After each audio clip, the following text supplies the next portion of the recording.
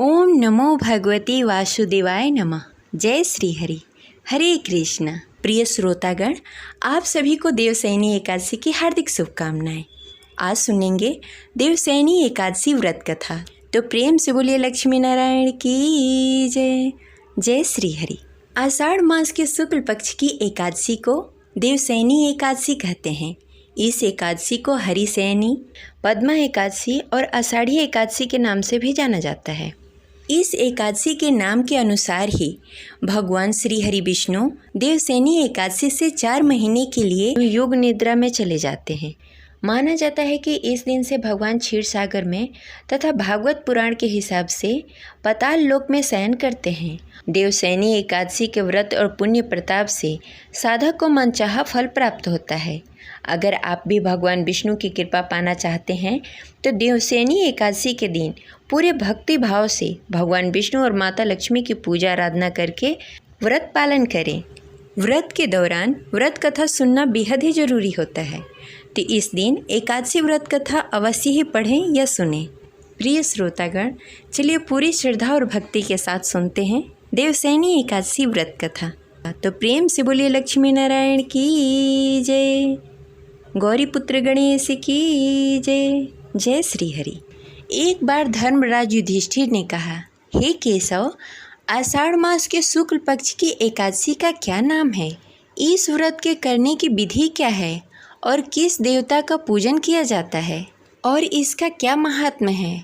आप विस्तार पूर्वक बताइए। भगवान श्री कृष्ण कहने लगे, हे कुंती पुत्र, इस आषाढ़ मास के शुक्ल पक्ष की एकादशी को देवसैनी एकादशी कहते हैं।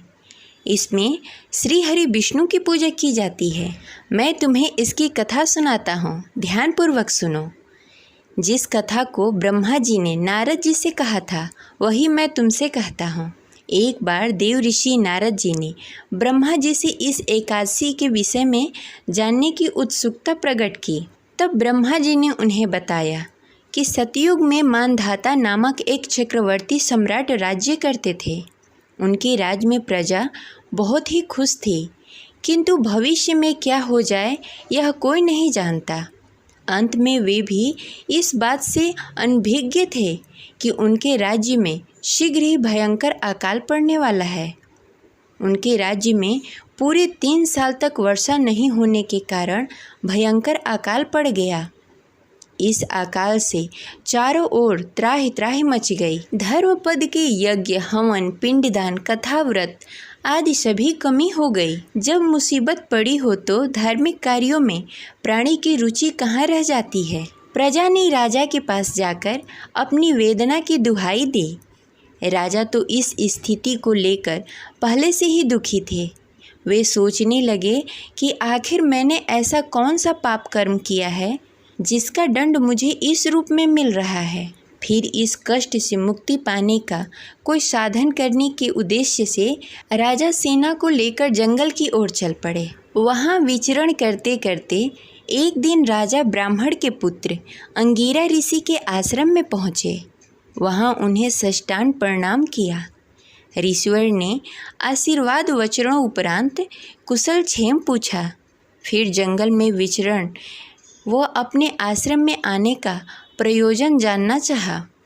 तब राजा ने हाथ जोड़कर कहा, हे महात्मा, सभी प्रकार से धर्म का पालन करता हूँ, फिर भी मैं अपने राज्य में दुर्भिक्ष दृष्टि देख रहा हूँ। आखिर किस कारण से ऐसा हो रहा है? कृपा करके इसका समाधान करें। यह सुनकर ऋषि अंगिरा ने कहा, हे राजन, सब युगों से उत्तम यह सतयुग है। इसमें छोटे से पाप का भी बड़ा भयंकर दंड मिलता है। इसमें धर्म अपने चारों चरणों में व्याप्त रहता है। ब्राह्मण के अतिरिक्त किसी अन्य जाति को तप करने का अधिकार नहीं है, जबकि आपके राज्य में एक शूद्र तपस्या कर रहा है। यही कारण है कि आपके राज्य में वर्षा नहीं हो रही है। जब तक वह काल को प्राप्त नहीं होगा तब तक यह दृक्षता शांत नहीं होगा। दृक्षता की शांति उसे मारने से ही संभव है। किंतु राजा का हृदय एक नर अपराध शूद्र तपस्वी का समन करने को तैयार नहीं हुआ। उन्होंने कहा, हे देव, मैं उस निरपराध को कैसे मार दूं? यह बात मेरा मन स्वीकार नहीं कर रहा है। कृपा करके आप कोई और दूसरा उपाय बताएं। महर्षि अंगिरा ने कहा, राजन, आषाढ़ मास के शुक्ल पक्ष की एकादशी का व्रत करें। इस व्रत के प्रभाव से अवश्य ही वर्षा होगी। राजा ऋषिवर को प्रणाम करके राजा अपने राज्य की राजधानी लौट गए और चारों वर्णों सहित पद्म एकादशी अर्थात देवशयनी एकादशी का विधिवत व्रत किया।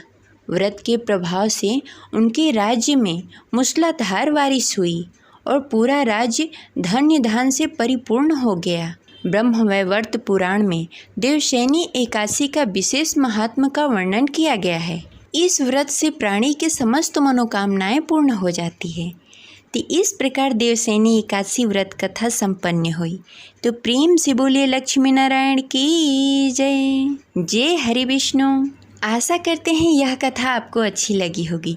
तो इस वीडियो को लाइक करके कमेंट बॉक्स में हरे कृष्णा अवश्य लिखें। अगर आप हमारे चैनल पर नए हैं, अगर आप कथा सुनना चाहते हैं तो हमारे चैनल को सब्सक्राइब करके बेल आइकन को दबाना ना भूलें। मिलते हैं अगले वीडियो में। तब तक के लिए हरे कृष्णा।